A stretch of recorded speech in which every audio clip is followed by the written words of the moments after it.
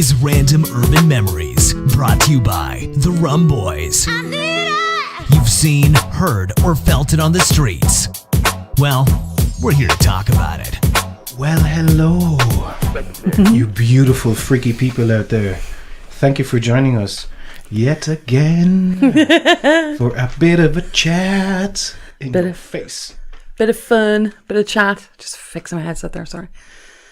Yo, Kat. So how are we doing? Good so far. Happy out. David won't be joining us today. He's got something else to do, so That's a shame. That's a shame, but we'll get it all together again soon. But at least we're keeping it going, you know. It's the dirty duo now. That's it, yeah. The very dirty duo. So, I just want to say welcome to the show, everybody, and thanks for listening to us. We've a lot of stuff to talk about this evening, don't we? Lots of bits and pieces to talk about this evening. I would say, I suppose the main topic for me this week would be my online fraud attempt, which has been very intrusive, to be quite honest with you. And I know we spoke about it before we came on to do the recording and stuff, and it's quite scary getting your, you know, you think you're very safe online, and you think so there's a whole world of online things that people get into. For me, I can only talk about myself. It was a link that somebody sent me on a message, actually, an actual text message, and I just clicked on the link, and obviously my details were picked up. And then over the last week, everything was fine. And then on the bank holiday Monday, I was called by my bank, and they told me that there was an online attempt made to take funds out of my account. So my whole account and everything has been frozen, and I can't access anything until I get a new card. So I've decided to change all my passwords, and which is such a pain because, you know, you're used to the same passwords, I'd say, for a lot of things. How would you be about that? It depends. The person that had made that security recommendation, you know that whole thing about large capital letter, bunch of letters, and then symbol and a number behind it. And you can't put password in as the password. Well, but apparently still top ranked password for the last, who knows, 10 years. But what was interesting is that guy that made that recommendation so long ago, it turns out that it's actually not better. So a good combination or a password to have is, for example, 4 random words you can think of, and then maybe a number afterwards. Because brute force hacking, which is basically generating any number of letters or numbers or combinations of all, you know, minimum is going to be 8, so generally people stick to about 8 or 9. Yeah. And then all you need to do is say, for example, capital D at the beginning of a word, and then you just need to run a combination of things, and that can be done with powerful computers, you know what I mean? So that can be caught easier rather than a very specific combination of words. You know, so you can pick 4 words like chair, flower, table, and hat, you know? The thing about that is, Shane, which is a really good idea, and I am actually going to maybe use that idea, is when you go back into all these online sort of things that you need on a daily basis. Try and remember that exactly. shit. And the different versions exactly. of it. And that is exactly what they exploit. That's the whole idea behind it. And then it's like, there's a lot of things that I would reset my password quite a lot for because I can't remember what I've put in. So that's maybe trying to keep me as safe. I don't know if that would be the case, if it would be keeping me safe. I'm not sure, but I find it very difficult. I'm just very scared about it now, to be quite honest with you. I'm sure there's a lot of people out there the same that have had money taken out of their accounts or their identity stolen, and there's that whole area of catfishing as well. So I can put up a fake profile on Facebook and catfish somebody out there as well. So there's a whole load of fraud types going on. If that many people weren't caught, it wouldn't be an issue. You know what I mean? But it absolutely is an issue, and it's sometimes easier than you think. Like this whole, you would laugh sometimes about your inbox, and you have like, you know, make your dick 200% larger. Yeah, whatever. spam stuff. Yeah, and then you think like, okay, who would actually click on this? But it doesn't cost or take much to generate 10,000 emails. You know, but all you need is, say, for example, out of 10,000, just 100 to click on something and then maybe make a payment of $600 or whatever. And within a day, you've made $6,000 by actually doing nothing. All you've done is send one mass-generated email. Now they have become a lot more sophisticated. Changing your passwords is always a good idea. Monitoring the situation. My Steam, which is a game platform on the computer, every 3 days they attempt to hack it. Really? Yeah. It tends to be from Eastern Europe in and around, occasionally from the US. But the best thing to do against that is to have, if possible, two-factor authentication. So they'll actually send you a code that you need to enter from your phone, for example. Yeah. But yeah, there's some pretty shady shit out there. So there's an awful lot of stuff now. This is the first time that's actually I've actually ever been affected by it. Yeah. I've never been affected by it before, but I've always been very wary of stuff like that, and I found it very intrusive, and the fact as well at the bank, like I wouldn't have known about it hadn't the bank called me, and I find that very, that they're on the case, basically, that they are keeping an eye on their online transactions as well, which obviously they have to do now as well, for everybody really, That's incredible though, isn't it? But in terms of accounts being hacked, now that you mention it, there is Vice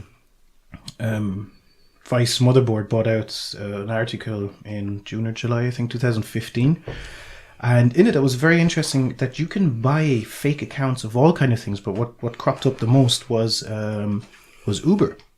Oh, I've heard about this. Yeah. So you buy accounts for as little as $1, live, real accounts, and you can sit there and you can just the podcast Reply All had an episode on that as well.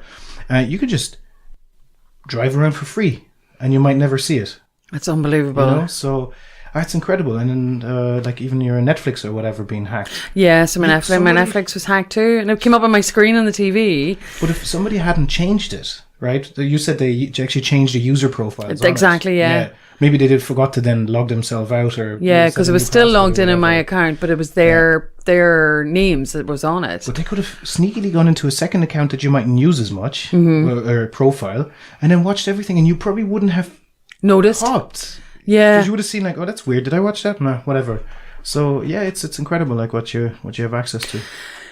You see, the thing is now, I've started reading about all this stuff and different articles, and I've become very interested in it. You know, when you become a victim of something, you try and read up about it, and you try and change stuff. So I've been reading different things, and there's lots of great tips out there, which, to help you make sure that you're looking after your accounts, and you're looking at, and not just for your bank accounts, for every account that you may have, whether it's a Microsoft account, whether it's Facebook, whatever, even of your apps as well. Yeah. They tell you to maybe change your passwords quite a lot and make sure that, you're looking after it. So that's what I'm going to be doing from now on. It's easier than you think. It might seem like a lot of hassle, but you won't believe the hassle that you're going to be in if that money had been taken off your account, or if something. It would have been a couple of months before I would have got it back. Yeah. I mean, the banks are pretty good like that with the fraud departments, but still, it would have been a serious inconvenience. A massive inconvenience. Well, it's an inconvenience to me now because I've no access to any money until I get my new bank card. So that is always an inconvenience. Yeah, so there you go. It's the inconvenient truth, as they like to call it. Good old Mr. Gore, yeah. Yeah, exactly. Thank you. Well, his estimates were way off. This Earth is getting fucked much quicker. Yeah, massively. We are big time. I am not worried about World War. I'm not worried about anything else like that. No, this planet itself is going to overheat and boil. That's going to be over then. But that's it. That's another subject for.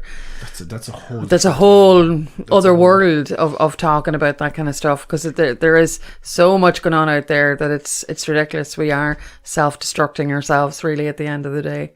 Well, you say self-destructing. I do have some an interesting tidbit that I came across. It's a bunch of what appears to be possibly a stag or something like that. Yeah, tell me about this. Okay, I'm really interested in this. What it is a bunch of dudes dressed up in KKK garb with crosses, doing power fists and the whole Grand Wizard stances outside of a Islamic prayer center in County Down, I think it was. And when did this happen? Well, the article came out on the 29th of October, so not quite sure. Yeah, reports on the 29th of October. Oh, sorry, my apologies. 27th of October. This is okay, so it's only recently. I mean, talk about fucking stupid. Yeah. Yeah. Why? There is. Well, we talked a little bit about this before we came on air, and it's that thing of the fine line between comedy, satire, maybe edgy. Absolutely, that's okay as well. You know, you can be quite edgy or at least thought-provoking. Yeah, I would put it down to something like that. I would put it down to that. This is plain stupidity. Yeah. But that had to be thought out. Like, that's the KKK. We're going into this subject again of the political correctness kind of thing. Yeah. And then someone will turn around and scream, oh, they should be dressed as well, whatever the hell they want and whatever. Like, it's no harming anybody. But what the KKK stands for, the public lynchings, the skinnings of black people in America, the torture, the wanting to keep of slavery, what it stands for is pure evil. Not freedom of speech. Yeah? Yeah. That is pointless, you know? Well, you see, obviously, by the looks of the picture on the screen, a lot of planning has gone into it. You know, they've had meetings about this. They've had, you know, they've had AGMs over this shit. Like, do you know what I mean? Right. Seriously, right. You know, they've probably got their mums to do the crosses, and you know, they've probably got the missus to do their sheets for them. And, yeah, you're right. Do you know, so there's an awful lot of planning that's gone into that. Do you know, That's for them just to come out and that was premeditated for a long time. Yeah. Do you know what I mean? And it's obviously, there's an instigator. There's obviously one person there who did the thought provoking, like you say, and then obviously they've all got together and joined this big group and done all this. And then poor mammy's at home trying to sort out a whole load of bed sheets for them. And then, do you know what I mean? And dad's out the back painting a couple of crosses thinking that they're going down to the church on Sunday to do a bit of chatting to God or something. You know what I mean? It's ridiculous. It really is. And this isn't something you can get in pennies at the Unless pennies are offering it, I don't know. Imagine pennies rocking up there. Yeah, it was a bad business choice. It's in among all the Harry Potter stuff that there's. Wrong meaning of Grand Wizard. Yeah, exactly. Sorry. So, I just thought that was absolute idiocy, and I don't know. It came up. It comes up a lot more now, and you see it under some Facebook groups where people are sitting there going, "Oh, the PC brigade gone mad," you know. Well, this is it. This is what we did have this quick discussion before we came on to do this. Is that political correctness has gone up its own arse basically at the minute. You know, it's.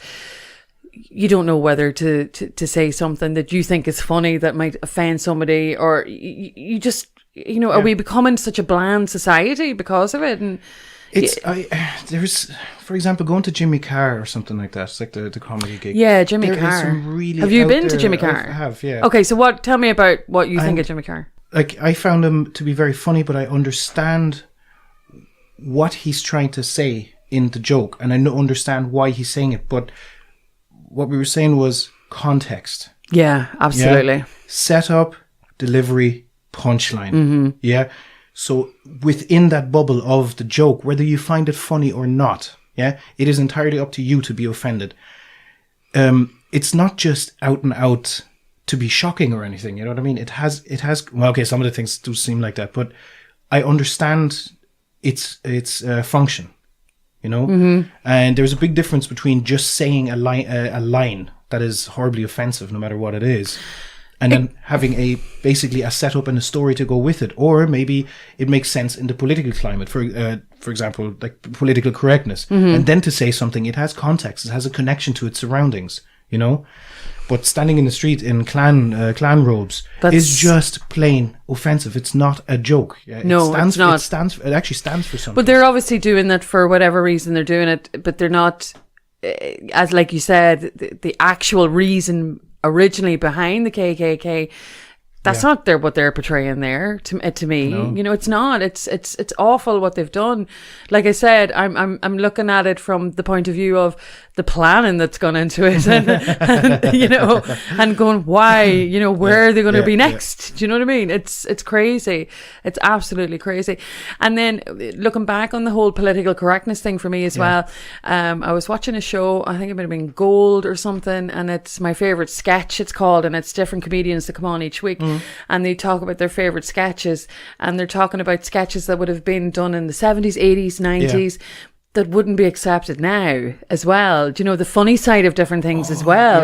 You know, you know, even though it was their favourite sketch back in the early 80s or the early 90s even, you know, things that would have been said then, you know, they would not fly now. You will, no way. No way. Absolutely not. Even Friends. Friends has been on simulcast now for the past 10 years, maybe 11 years since it actually finished. They finished filming. And there's a lot of references and things that are in Friends that happened back 20 years ago you can't even do now. So, you know, they get into a point now where the likes of Gold or whoever, Comedy Central, and they get these sponsors and stuff to do this kind of stuff. They get into a point where we're getting to a point where we can't show Friends anymore because it's too offensive. Do you know, Friends is always just a normal, funny comedy. Simple bread and biscuits. You know. Bread and biscuits. Bread and biscuits? That is absolutely not a Yeah, saying. you're making me hungry for bread and biscuits. That is not a saying. But it sounds right. Friends. Do you know what I'm saying? Yeah, there's a lot of stuff like that, you know? Yeah. So, I don't know. It's the whole... The PC Brigade, they sound rabid when you see them talk or when you hear them. It's a little bit more America-based or whatever, but you see it on some Facebook comments. They sound like rabid dogs with the shouting down. This needs to stop. This is not how you have discourse. It's this aggressive, you can't say that, but instead of actually understanding the other side. Not that I think that far-right activists or whatever should really be given a platform, because that's the problem. This is why we're at this stage, this hate-filled stage, because they were given a platform. Yeah. And again, there is a big difference between political discourse and just out-and-out racism. Absolutely. Yeah, there's a big difference. There's it's like the line, do you know? People nudge the line, people cross the line, people push the line. Like there's so many lines there, the way I would look at it. It's a very different society that we all are in now, you know, especially even, you can't even laugh now at stuff, you know, when it becomes offensive to somebody else, or it's quite open now to that sort of way of thinking. And I'm finding it a lot from looking at comedy more so at the minute. I'm finding it very, you know, not looking at like what you've just shown us. It's more like I'm looking at the comedy aspect of it as comedians getting to a point, like the Vodafone Comedy Festival that was here last weekend. Yeah. Like, is it getting to a point where comedians are we running out of things to talk about, or is it do you know, there's a whole load of different aspects out there for, you know, everybody to talk about, but we talking about it in the right way, you know? But then the people who pay money to go and see these comedians will understand the humor. Do you know, it's like going to see Dylan Moore, like the darkest, twisted, blackest, dirtiest humor you'll ever see, and I absolutely love it, and I enjoy it. And it's obviously there's different types of audiences out there that would enjoy it. You know what I mean? It's I don't know, like, I think we mention comedy so much because it's a very good forerunner. You know, because they test material on stage, they check it, and it's not very often that you get to say seemingly sometimes absurd things in. Actually, it's very seldom that you get away with saying something like that without the context of the joke. So I think it's a very interesting testing ground for this debate, you know. And even podcasters like Joe Rogan, when he has his fellow comedians on or whatever, that it is changing. Again, more USA centric, but it's an indicator because it's all coming over the edges here, you know. It is, and plus to because I listen to Chris Miles, who I absolutely adore. I listen to him every morning going to work. Yeah, like Chris? Yeah, hi Chris, if you're listening. He was talking this morning about pranks. Do you know, as well? And he brought that whole, you know, sociability sort of offensive sort of thing into just pranking somebody. So what they did, they wrapped up one of the newsreaders in toilet roll and they walked out and left him. And then, you know, it was one of these funny jokes. And then when they came back in, they had to laugh about it and they sat down and then they discussed it. They discussed about pranking people. You know, do people take offense on this? Is it okay to do that now? Is it not okay? So like, we're really kind of, you know, looking into our own sort of mindfulness. We're all about the mindfulness. We're all about the thought process. We're all about all this. Are we too mindful about stuff now? Do you know, that's the way I would leave that now. Do you know what I mean? Are we too mindful about stuff? Or is it not enough? You know, there's like, again, the fine lines that you nudge and push and everything as well. It's about striking a balance. That's it. Being able to strike a balance, but also being able to understand the other side. You know? You need to understand where something is coming from rather than just immediately shout and attack. You know? Yeah, I suppose for you and me to talk about a subject, you know, like this platform that we have, you know, it's we're just discussing stuff. We're just having, you know, what we talk about. And so it's everywhere. We all talk. We all have things to say. We all, you know, that's the way life is, and that's the way we all, but there is that aspect of, you know, more mindfulness in your life and thinking more clearly, and the lid lifted on different things like depression and anxiety and stuff like that as well. So it does make us more clearful compared to the way we were thinking 20 years ago. Oh yeah, you know, you're more aware now of things you really wouldn't have given a second thought. So let me ask you a question. Yeah. So you would see something quite funny maybe on the likes of Facebook or Twitter or whatever social platform it may be, and you might find it funny, or maybe you might find it offensive. Would you be, in terms of like, okay, I'll comment on it, but I comment on it and then I went, oh no, it's too offensive, I'll not do it. Do you know, would you be afraid to say stuff now, or would you not be afraid to say stuff now?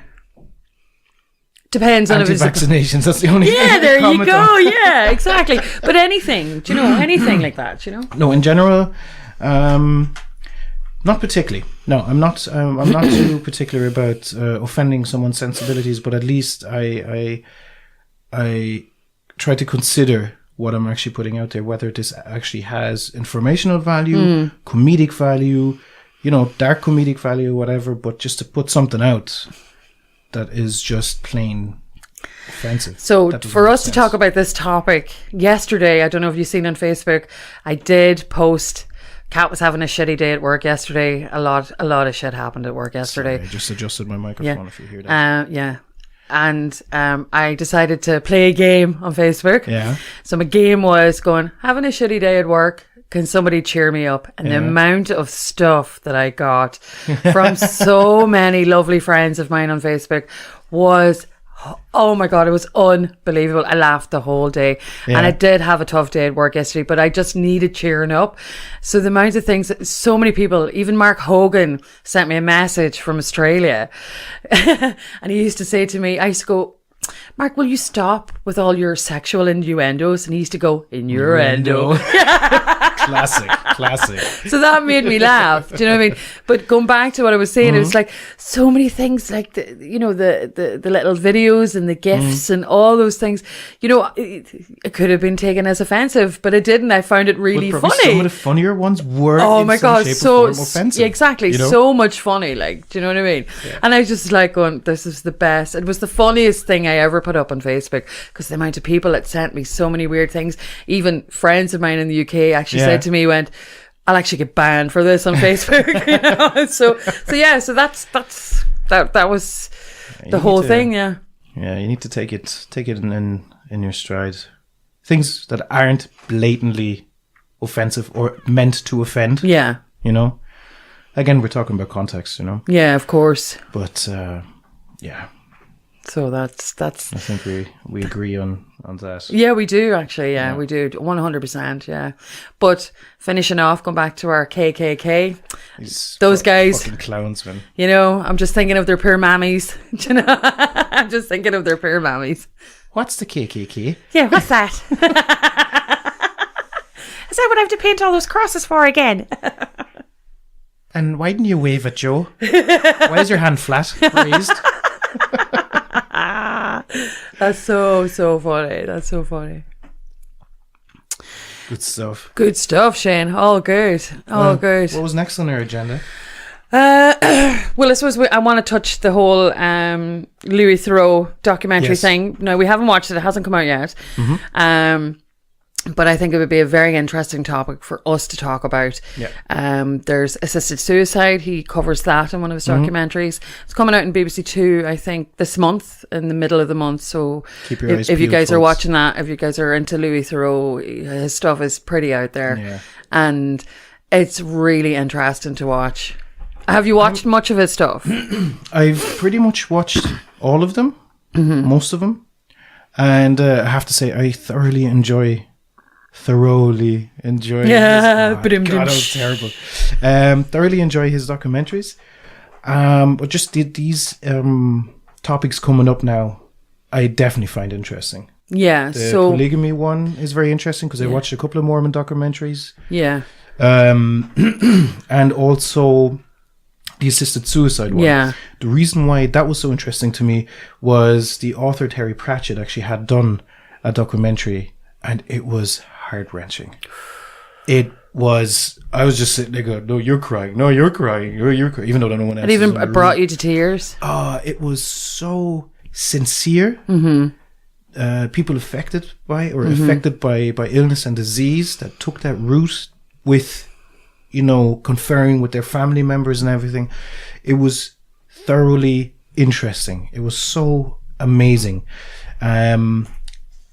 And Terry Pratchett himself, he's the author of the Westworld series, and he had said he had to dictate his last couple of books, and he had said that he wants to go the route of self-assisted suicide if he can't write anymore. Wow. And he had Alzheimer's. Right, okay. And it took him before he even got to that, stage. So he got to, he went before he had to make that decision.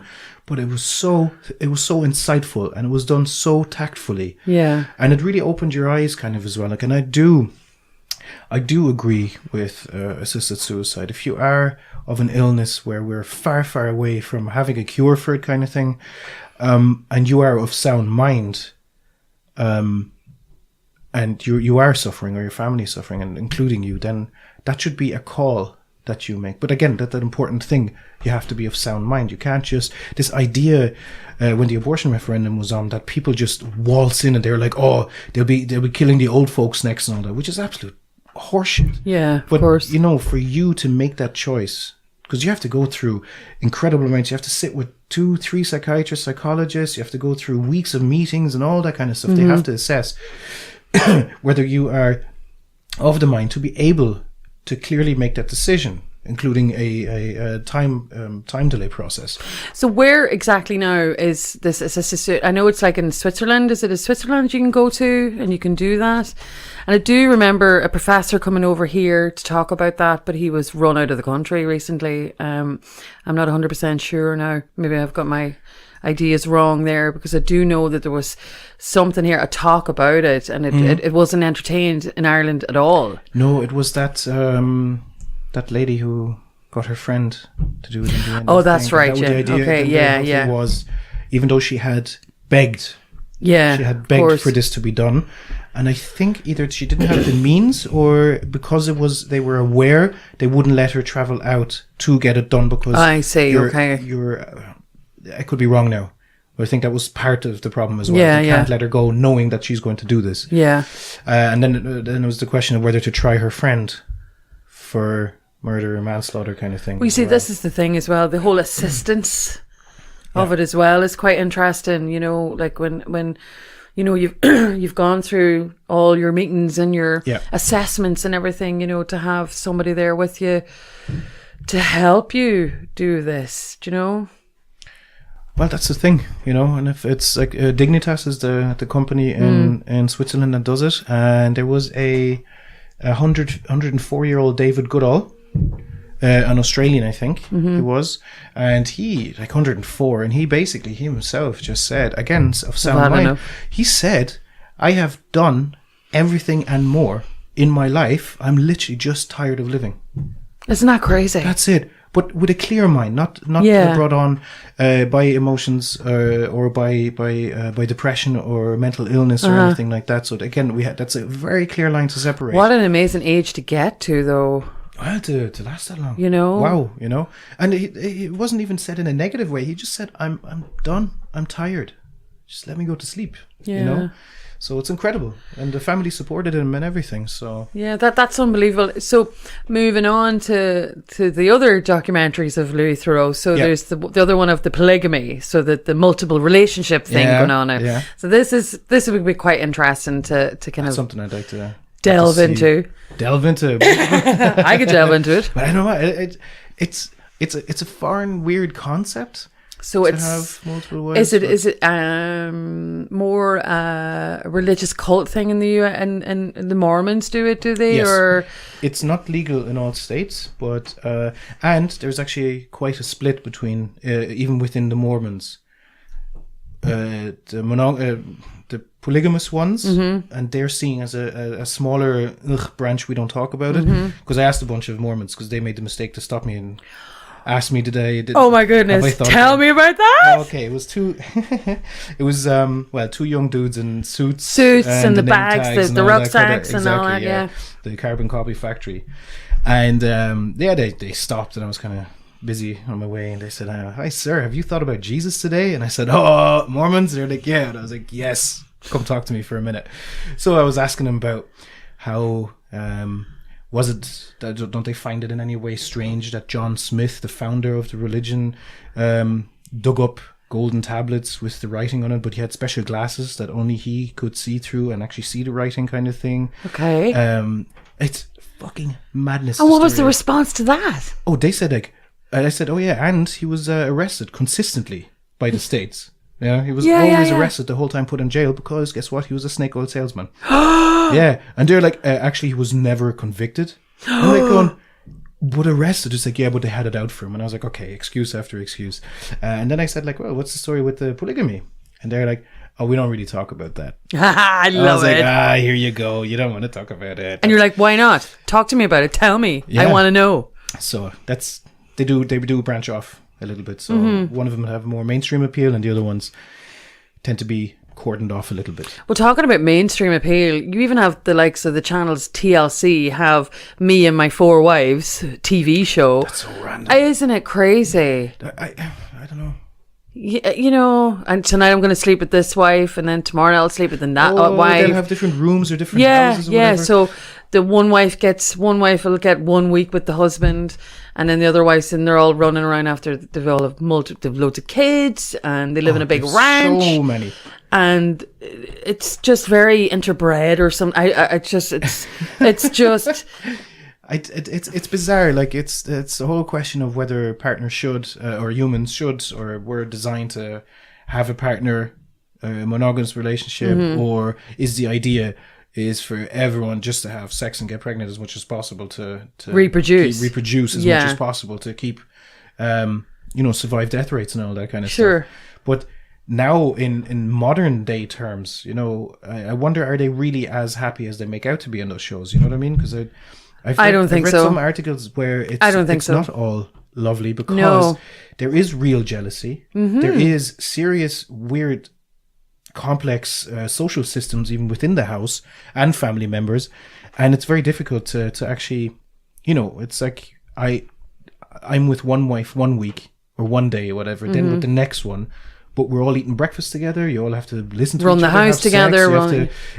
There's a lot of more. There's a lot more into it. So going into, I'm so excited to see Louis Theroux's take on this. I want to see, because I want to with his weird, awkward, bumbling way. And the awkward questions. These awkward questions that he asks, and he gets the answers out of them. Do you know what I mean? He really does get the answers out of people. So I'm really excited about watching it just to see. It'll be interesting. But I think the points that you've just covered are definitely going to be covered in this. It'll have to be. Do you know what I mean? It's so bizarre. And he wouldn't do like a general documentary. Like, he goes and lives with the people, or he's in their lives. Yeah, he does. For so long, So I'm really excited about that. Then I think there's another documentary where he revisits, I think after 5 or 10 years, of the places that he went to where there were lots of drug use and all these prescription medication that people are on everywhere and stuff, and he goes back to see a lot of the people that he met a couple of, that Yeah. he's come across, and he's gone back to see what their lives are like now. So that'll be another interesting show that he has as well. So I'm really excited about seeing it. So when we do get a chance to watch all this, we're definitely going to talk about it. We're definitely going to talk about it. We're definitely going to talk about it. It is of interest, and it's of interest for all of you guys. All of you guys. Yeah. So then we'll have some weird shit to talk about. So. Other than that, I suppose the weekend was the Vodafone Comedy Festival in Galway, and then the Macnas Parade, and loads of different things going on. So now we're all getting geared up for Christmas. They were putting up Christmas decorations before Halloween. I love that. Did you see that on online? So they decided to put the lights down in Shop Street and in town, and they had to take them all back down again because they forgot the parade. They forgot about the parade. That probably cost €40,000. Some shit, yeah. Are you excited about Christmas? No. Me either. I'm excited. I'm excited for my daughter. That's fair enough. I'm not. Yeah, that's fair enough. But us coming out of the hotel industry, it was like it takes a little bit of the magic out of it, like, you know. Absolutely, but I just don't understand why there needs to be like Christmas could be all year now for, you know. Do you know what? It's ridiculous. I've said that before. Why don't you just sacrifice 2 aisles in a supermarket or whatever and just keep the fucking decorations up? Yeah, because it's going earlier and earlier and staying later and later. Just keep it up. Yeah, just fuck it. Well, there's Christmas. They are Christmas shops everywhere. Oh yeah, the pop-up shops. The Christmas shops. That's true. On my own travels back in the day, I've gone to the likes of Quebec City. Yeah. And there's an actual Christmas shop open all year. That's crazy. And you're walking in, and all of a sudden you're like sucked into Christmas in the middle of June, and you're like, oh no, it's just too much. It's too much, Shane. It really is. I can't deal. I can't deal with it. No. I like getting nice shit though. Me too. But then again, my birthday's around the Christmas period. Yeah. So I get the one present, or I get no presents, or I get nothing. And I'm going, yeah, it's my birthday as well. You know, so think of all the people that are birthdays on Christmas Day, Christmas Eve, New Year's Eve, New Year's Day. So those prominent holidays for everybody, which everybody's celebrating. Yeah. The likes of poor buggers like me celebrating their birthday in the middle of it all. It's like, yeah, whatever. Happy birthday. Folks, any sugar daddies out there? Please, I would love it. Send some gifts. Yeah. Gucci bags, Gucci linen. Oh, Gucci linen. I want an Egyptian cotton, sweetie. So yeah, that's gearing up for that. And that's going to be exciting going forward. And then you know, we're going to wipe the slate clean again in 2019 and bring it all back in again, you know. Keep that shit rolling. Yeah, so there's loads of stuff to talk about. Loads of stuff. Keep it up. Okay, well, I tell you what, this one is going to be a little bit shorter because you got to run very soon. Yeah. All right. I've really enjoyed our conversation. Always. And I really hope you guys enjoy listening to us as well. And folks, send us your comment suggestions. Find us anywhere online by just typing in Random Urban Memories, or if you want to email us at rumboys101@gmail.com, or follow us on Facebook as well and Twitter. We're there. Find us, and we're pushing out the boundaries to try and get our stuff out there. We want you to give us an input as well. You know, exactly. You tell us what you would like to be able to discuss, as absurd as it is. Yeah, and we will discuss it. Absolutely, 100%. Yeah. Okay, well, we love y'all. Thank you guys. Thanks for listening. And Kat, always a pleasure. And same to yourself, darling. It's been a pleasure. You managed to listen to the Rum Boys talk on Random Urban Memories. Just like and subscribe where you can on all platforms.